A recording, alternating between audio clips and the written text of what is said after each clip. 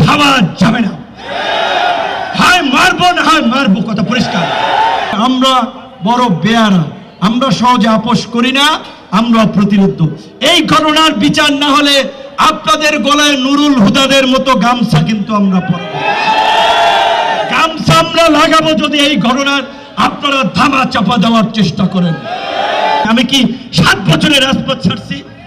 আমি কি ভয় পাইছি? নো।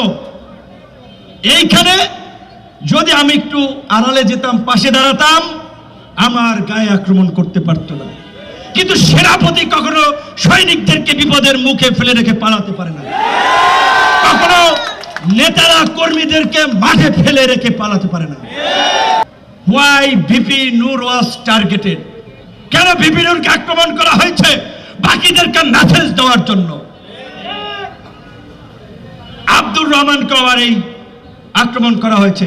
কাজেই আপনাদেরকেও সংগ্রাম করে বেঁচে থাকার জন্যই প্রস্তুত থাকতে হবে, শুধুমাত্র মুখে বললে হবে না।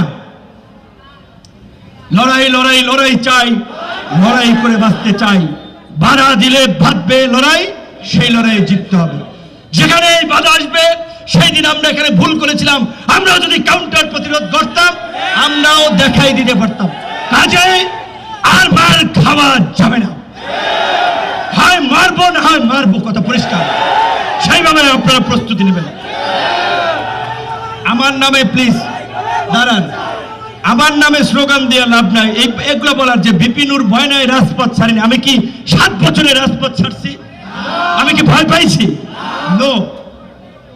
এইখানে যদি আমি একটু আড়ালে যেতাম, পাশে দাঁড়াতাম, আমার গায়ে আক্রমণ করতে পারতো না। কিন্তু সেনাপতি কখনো সৈনিকদেরকে বিপদের মুখে ফেলে রেখে পালাতে পারে না, কখনো নেতারা কর্মীদেরকে মাঠে ফেলে রেখে পালাতে পারে না। আমি আমার সহযোদ্ধাদেরকে রক্ষা করতে গিয়ে রক্তাক্ত হয়েছি। আমার সহযোদ্ধারা আমাকে রক্ষা করতে গিয়ে আঘাত তাদের গায়ে নিয়েছে। সেই সমস্ত সহযোদ্ধাদের প্রতি আমার সালাম। সর্বশেষ একটা কথাই বলবো, এই গণ অভ্যুত্থানের পরে মানুষ যে নতুন বাংলাদেশ, যেখানে ঘুষ থাকবে না, দুর্নীতি থাকবে না, চাঁদাবাজি থাকবে না, একটা শান্তি সম্প্রীতি ঐক্যের বাংলাদেশ থাকবে, একটা নতুন বাংলাদেশ থাকবে। সেই বাংলাদেশ 1 বছরে মানুষের আকাঙ্ক্ষা পূরণ হয় নাই, বরঞ্চ 1 বছরে মানুষ হতাশ হয়েছে, ক্ষুব্ধ হয়েছে যে এটা কি হইল, কি হতে যাচ্ছে। তো কাজী আমি এইটুকু বলবো, আমাদের বিরুদ্ধে এই